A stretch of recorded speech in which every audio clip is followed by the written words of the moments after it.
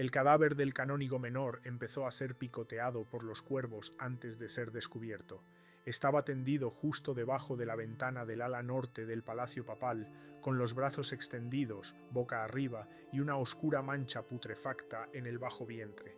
Según el informe del magistrado de la ciudad, los ojos estaban arrancados, le faltaba la lengua, tenía marcas alrededor del cuello, pero no de la cuerda, sino como de dedos. En su espalda había una inscripción chamuscada, no luz, sino pus. Nunca fue enterrado, nunca se acercaron al cuerpo, desapareció de la noche a la mañana. En la primavera de 1348, lo primero de lo que se habló en Aviñón no fue de la Santa Sede, sino de podredumbre. Primero, en el barrio bajo, junto al río Ródano, los trabajadores del puerto empezaron a morir, manchas en el cuello, sangre por las orejas, luego oscuridad en los ojos y muerte en 2 días. El Papa Clemente VI llevaba semanas sin bajar de sus aposentos. La historia oficial es que estaba rezando. Según el ayuda de cámara Jean Fournet, su santidad comenzó a despertarse gritando, exigiendo cubrir las ventanas con alquitrán, alegando que la luz estaba contaminada. Las ventanas fueron tapiadas. En los mismos días comenzaron las visiones. Un monje llamado Teodoro, que trabajaba en el scriptorium, afirmó haber visto un sol negro ardiendo sobre la catedral de San Rufo. Al tercer día se arrancó la sotana y huyó al cementerio donde, según testigos presenciales, desenterró cadáveres y los colocó sobre su pecho. Fue ahorcado. Antes de morir, dijo: «Él ya está aquí, estuvo bajo Poncio Pilato, está entrando por el polvo». Según los informes oficiales de la Guardia Papal, empezaron a llegar hombres extraños a las entradas de la residencia, con bolsas de ceniza, recortes en la piel y los ojos empapados en leche. Uno de ellos forzó la entrada, llegó a la segunda escalera y gritó: «La luz está podrida, alimentáis a los muertos con luz». Le apuñalaron. Papá no reaccionó. Ni siquiera entonces comió alimentos sólidos, solo bebió vinagre y vino caliente diluido con polvo hecho de setas molidas. Según los registros del médico Benoit de March, Clemente comenzó a tener irritación de la lengua, sangre de las encías, sudoración profusa con olor a tablas rancias y aceite rancio, en la espalda úlceras. 3 de ellas se abrieron. El pus del interior, de color marrón oscuro con olor a piel podrida. 2 úlceras más un día después, bajo los brazos. Temperatura por encima de lo normal, respiración rápida, orina negra. Los criados empezaron a marcharse. El primero en desaparecer fue el ayuda de cámara Benedict. Luego el escribano menor. Nunca fueron encontrados. El tercero, el hermano Simon, fue encontrado en el hogar de la cocina, carbonizado y con las manos cerradas en puños. En un puño había una astilla, de la ventana de los aposentos del pontífice. Se rumoreaba que Simón había oído a Clemente hablar por la noche con alguien que no estaba en la habitación. El propio Papa afirmó que se trataba de San Marcos, pero uno de los obispos que observó en secreto escribió: «Hablaba con el carbón del brasero, lo llamaba con los nombres de los apóstoles, luego empezó a llamarse María». El acceso al moribundo estaba restringido, había guardias armados en el perímetro. A los médicos solo se les permitía con máscaras y guantes mojados en vinagre. Uno de ellos, llamado Pierre Walden, se suicidó más tarde, dejando una nota: «Esto no es una enfermedad, es una llamada, hay una voz en su interior». Mientras tanto, la peste había llegado al mercado central. Más de 400 personas muertas en una semana. Las alcantarillas estaban atascadas de cadáveres. Había un hedor en las calles. Las ratas salían durante el día. Comenzaron las hogueras espontáneas. Se quemaban los cadáveres sin enterrarlos. Las monjas se negaban a tocar a los muertos. El Papa se negó a recibir el sacramento. Cuando le ofrecieron la comunión, rompió la copa. Los restos del vino se acumularon con pus en su pecho. De la carta del obispo Pierre Dulang, dijo que era su sangre y que Dios ya había muerto en el siglo pasado. Ahora somos nosotros. 2 días después empezó a murmurar maldiciones sobre la ciudad, sobre Roma, sobre el propio Cristo. Los sacerdotes callaron, uno le golpeó. A la mañana siguiente murió de asfixia. Los herejes aparecieron en el palacio. Oficialmente no se les permitía la entrada, pero según los informes de la guardia de la ciudad, 3 extraños doctores fueron vistos en los pasillos del tercer piso, uno con una bolsa negra en la cabeza, otro sin lengua, un tercero con la cara desfigurada por llagas. Entraron, pero no salieron. Cuando los guardias intentaron detenerlos, ya ardían 3 habitaciones en el interior. Clemente estaba dentro, gritaba, pero no pedía ayuda, rezaba para que no le sacaran. Tuvieron que dejarle inconsciente. El cuarto día después del incendio de las cámaras interiores, los pájaros comenzaron a volar por las ventanas de la residencia papal. No eran cuervos, sino palomas, que antes se criaban en el jardín del patio del monasterio, pero sus alas estaban cubiertas de hollín y sus plumas amontonadas de hollín y humedad. Volaron en círculos sobre la plaza central y cayeron en picado, estrellándose contra la piedra. Los habitantes de la ciudad afirmaron que las aves golpearon las ventanas con el pico antes de caer. Así comenzaron los rumores: el cielo ya no acepta. El estado de Clemente se hizo irreversible. Del informe del curandero Guillaume de Salus: la frente está carbonizada, el pelo se le ha caído, en el ojo izquierdo, una placa de color turbio, úlceras en el pecho supurando continuamente. Las llagas del cuello crujen como si tuvieran sal congelada. Papá grita en sueños, habla a menudo con su hermano inexistente, pide que le den un árbol consagrado, supuestamente para clavárselo en la carne. Rechaza el agua, solo bebe vino infusionado con clavo y hierba de San Juan. Los sacerdotes que permanecieron en el palacio comenzaron a morir uno a uno. Uno de ellos, el hermano Godofredo, empezó a perder la lengua durante su sermón. Su voz se convirtió en un sollozo, luego en un graznido, y después se desplomó y murió aferrando un rosario en la mano. Cuando abrieron su cuerpo, encontraron una masa seca y agusanada en su garganta. Fue entonces cuando se pronunció la frase por primera vez: infectó el aire con la palabra. Ya nadie leía sermones en voz alta. Los salones inferiores del palacio estaban sellados. Los guardias llevaban máscaras untadas con grasa y ajo. Las ventanas estaban tapiadas con hierro. En la puerta, por orden del archidiácono, se quemaba azufre. A los síntomas de la peste se añadieron alucinaciones.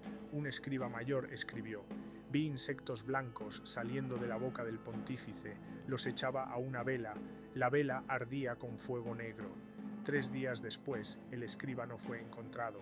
Más y más gente se reunió fuera de los muros del palacio. Los plebeyos gritaban y exigían explicaciones. Aparecieron profetas en la plaza, harapientos, con las camisas rotas, gritando salmos, distorsionados hasta resultar irreconocibles. Uno de ellos, llamado Jacques, dijo haber visto al propio Pedro alejarse del trono.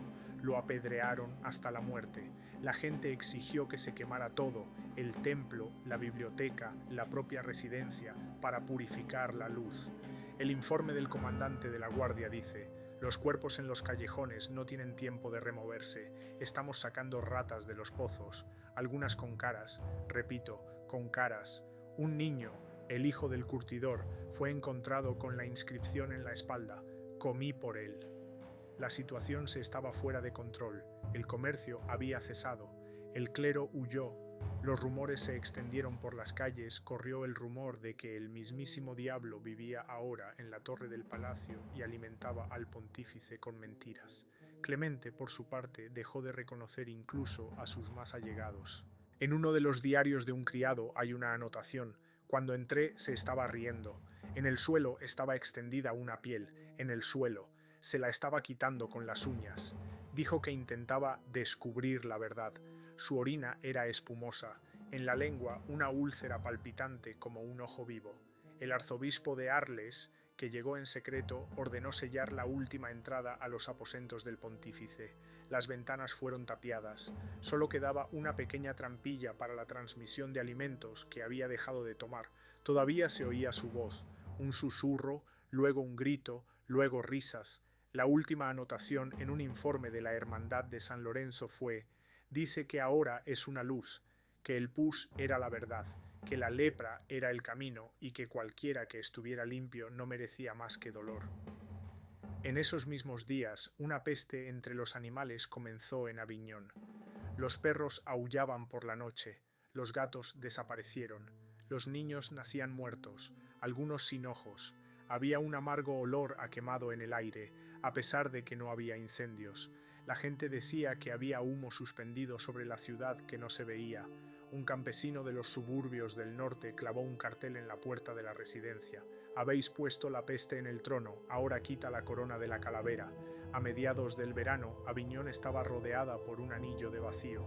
Todos los caminos que conducían a la ciudad estaban bloqueados, no por orden, sino por miedo.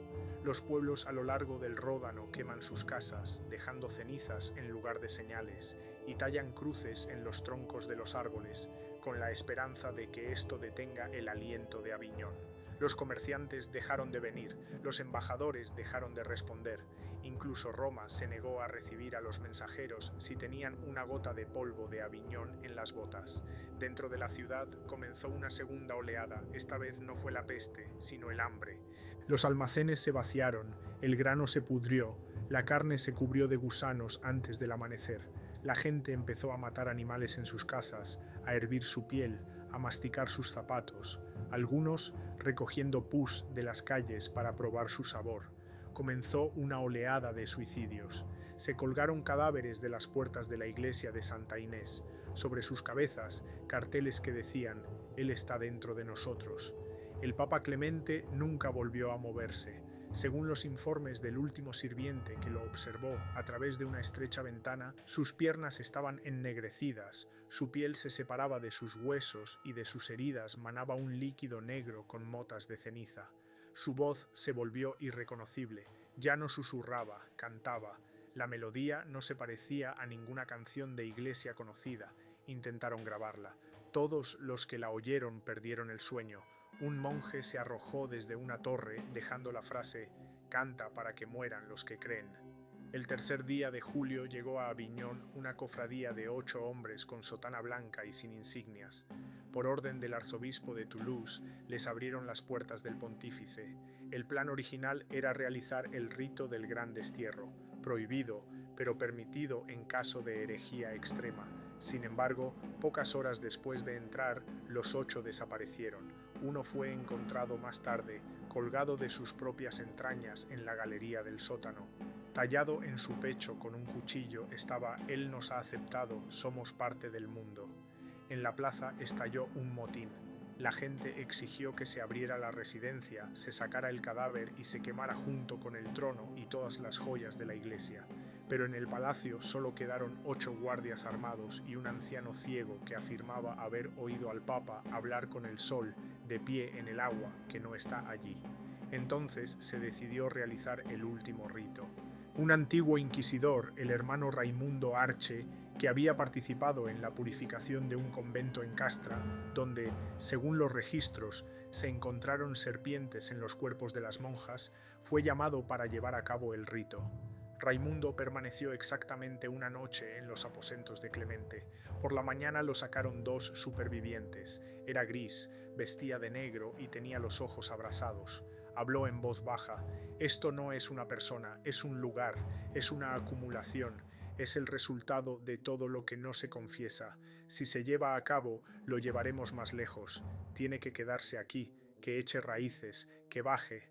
Los aposentos del pontífice estaban permanentemente tapiados. Se cubrieron con cal, luego con ladrillos y después con plomo. Todos los pasillos que conducían a ellas fueron desmantelados.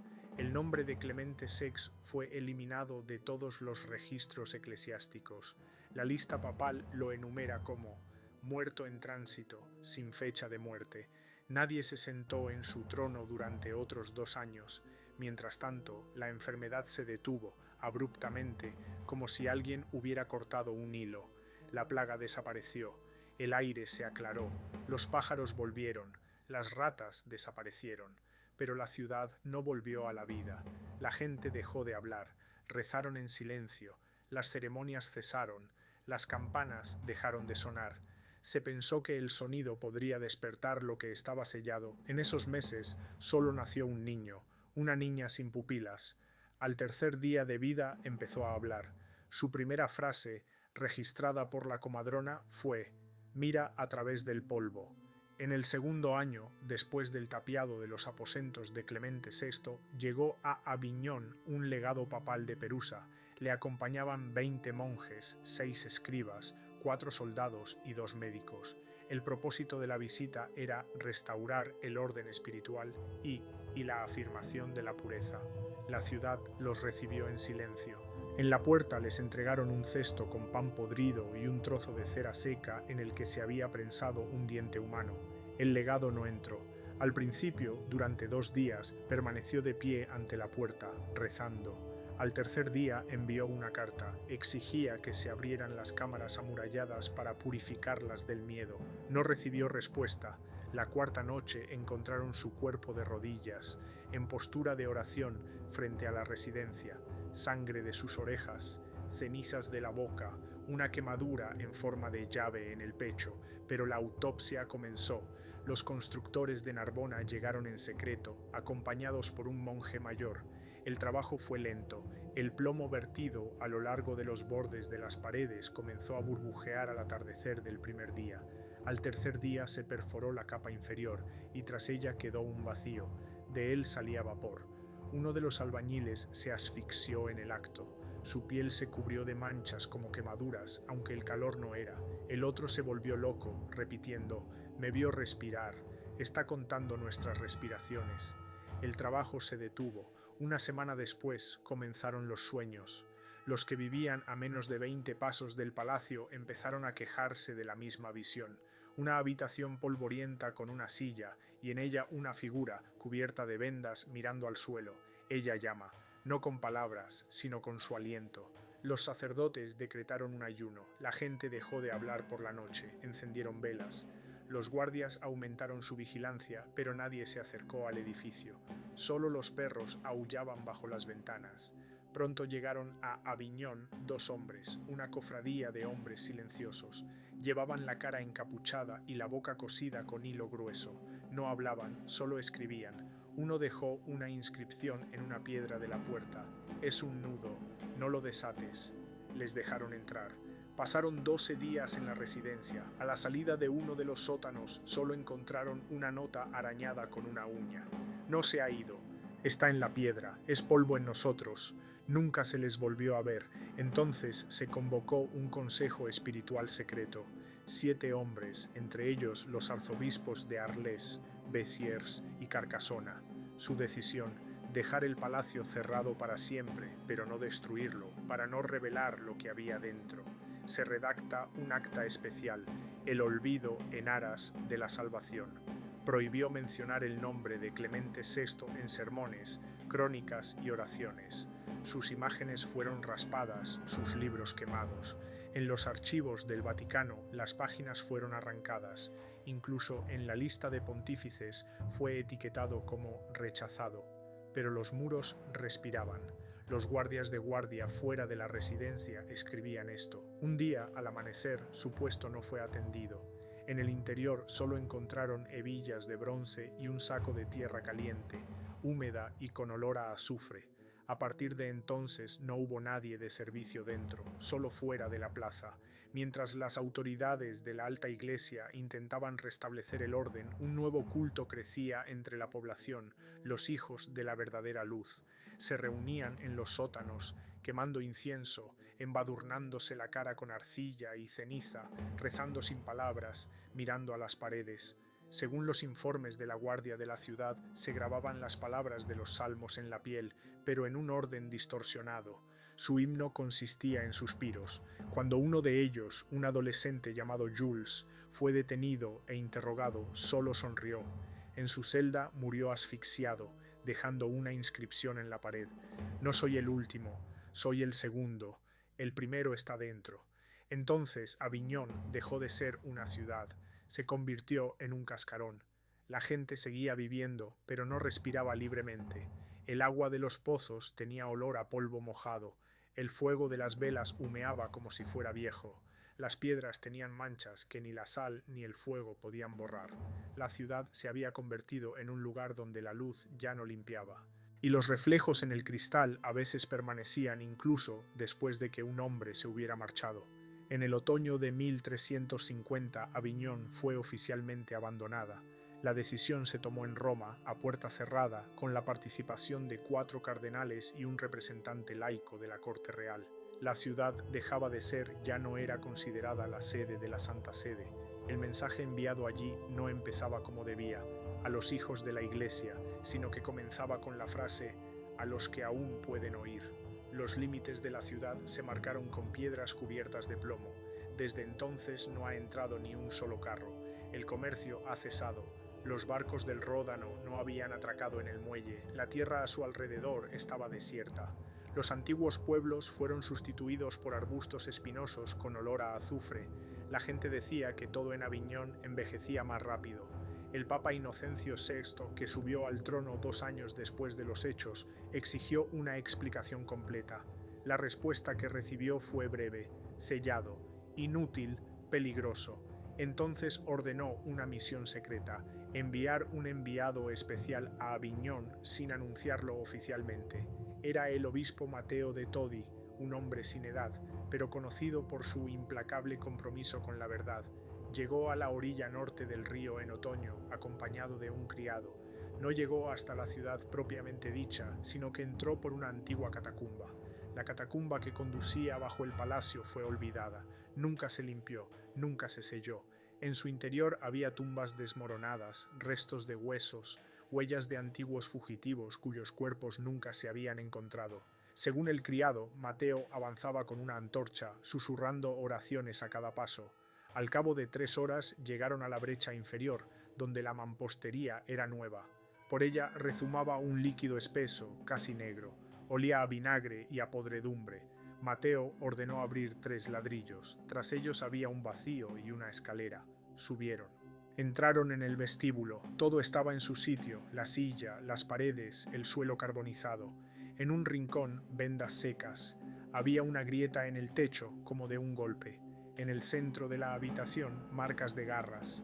El sirviente escribiría más tarde en su testimonio: «Sentí que la luz aquí no está viva, no calienta, me mira fijamente». Mateo ordenó que se documentara todo. Él mismo tomó notas. Durante 3 días examinaron el vestíbulo, las habitaciones vecinas, los restos de la biblioteca. En una de las habitaciones encontraron huesos, retorcidos, como sometidos a una presión extrema. En la pared había una oración arañada al revés.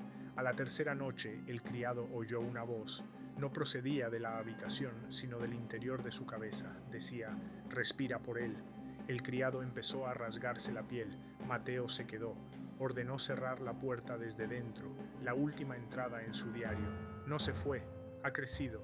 Ahora no está solo aquí. Está en las personas que han olvidado quiénes son. Está en las pausas entre oraciones. Está en las paredes del templo. La luz está contaminada. La luz está enferma. La luz es una mentira. El obispo no volvió a salir. El criado regresó a Roma. 3 meses después murió envenenado. Tenía llagas en el cuerpo similares a las descritas en tiempos de Clemente. El criado murió en silencio. En su pecho quedó hollín en forma de palma. La misión se consideró oficialmente un fracaso. Toda mención de la misión ha sido borrada. Los archivos fueron destruidos. Solo en uno de los cuadernos personales del cardenal de Rávena había una nota. Mateo no se equivocó. Abrió una pústula, no una herida. Creíamos que lo habíamos expulsado, pero somos su salida. Mientras tanto, queda poca gente que viva en Aviñón. Los que no se fueron era como si se hubieran encariñado con el lugar. Les salían manchas en la piel, empezaron a ver sombras, incluso en la oscuridad. Un anciano que vivía cerca del antiguo monasterio decía que todas las noches oía a alguien subir las escaleras, aunque las escaleras hacía tiempo que habían sido desmanteladas. Soñaba con una voz que decía: «Gracias por recordar». Fuera empezaron a construir muros, nadie lo llamó cuarentena, pero dentro nadie más entró. La luz sobre Aviñón cambió. Se volvía gris al atardecer y por la mañana se volvía rosa, como la sangre sobre un trapo. En las llanuras la gente ponía cruces y las rociaba con vinagre. Las mujeres, al nacer sus hijos, quemaban el cordón umbilical en una losa de solo para que la luz no encontrara su camino. Cada vez se hablaba menos de la ciudad, cada vez más silencio. Se arrancaban páginas en las bibliotecas, no se mencionaba en los sermones. Incluso el nombre se deletreaba diferente: Avjon, ciudad del sello, lugar de ceniza. Solo quedaba una frase: que a veces se pronunciaba con miedo: «Si la luz se está muriendo, ¿quién nos salvará ahora?». En la primavera del año 1441, casi 100 años después del tapiado de las cámaras papales, volvió la peste. No comenzó en los puertos, ni en los barrios inmundos, como antes, sino en el monasterio de San Agustín, en una zona desierta de Aviñón, donde no vivía nadie, salvo 4 hermanos silenciosos que no habían salido de sus celdas desde sus votos. Murieron en 3 días, el primero con los ojos hinchados y el cráneo agrietado, el segundo con el abdomen hinchado, dentro del cual, según el médico, había un feto en forma de cabeza con dientes. El tercero había desaparecido, solo quedaba su sotana y huellas de pies descalzos que conducían a la pared norte.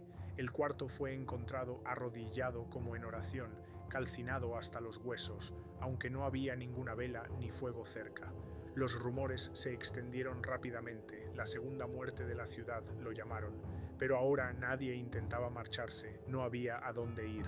Fuera de las murallas, Aviñón había caído en el olvido. Incluso el mapa dibujado en las universidades de Toulouse la etiquetaba como distrito sin datos. El correo no llegaba, el comercio no llega, las fronteras, cubiertas de arbustos espinosos en los que no anidaban pájaros, pero volvía a haber un olor en el aire, rancio, húmedo, el sabor del óxido en mi boca. Entonces, una noche, un trueno golpeó el campanario de la residencia y abrió una grieta. A la mañana siguiente estaba manchada. Un día después se encontró una carta dentro de una de las piedras que se habían desprendido, doblada, cubierta de grasa y miel para conservarla. La letra es monjil. Contenido: si esto está siendo leído, estoy vivo, o lo que queda de mí. Dentro no es una enfermedad, no es una herejía, es una voluntad concentrada. Todo lo que no se confiesa, no se reconoce, no se llora. Todas las mentiras, todas las venganzas, todas las miradas que hemos recibido, todo el dolor que hemos dado a los demás. No es una persona, es un desbordamiento. El muro resiste, por ahora, pero no durará para siempre y no se está muriendo. Solo está esperando a que dejen de recordarlo, y entonces saldrá como la primera luz de la noche, pero esa luz está contaminada. La carta no debía guardarse, fue quemada, pero uno de los escribas hizo una copia. Permanece en el convento de Saint-Jacques en un libro sin título. También hay una nota manuscrita. La sombra de la torre se veía moverse de manera diferente, no según el sol. Dentro de la torre oían respirar. Un guardia que estaba junto a la mampostería perdió la vista y más tarde la piel de las manos. Pidió que lo enterraran vivo. Dijo que se convertiría en una puerta. Para entonces, 2/3 de la población de la ciudad habían muerto. El agua de los pozos se había vuelto salada. Los tejados de las casas estaban cubiertos de una pátina blanca, como la escarcha, pero la piel ardía al tocarla.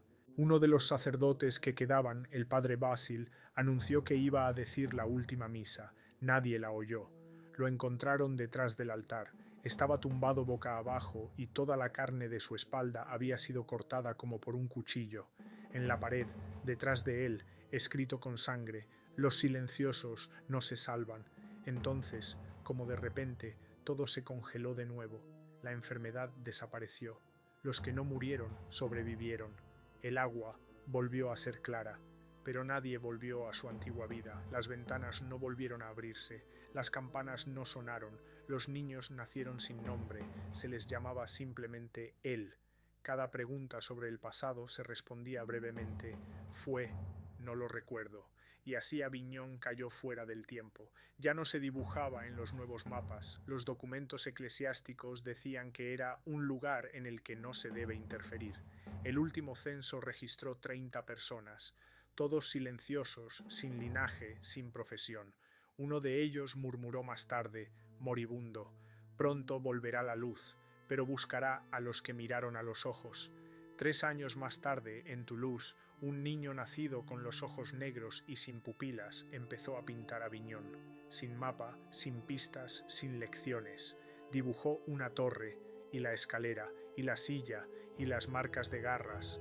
No sabía de dónde venía, pero un día, mirando por la ventana, le dijo a su madre: «La puerta se abrirá pronto, porque se está haciendo la luz».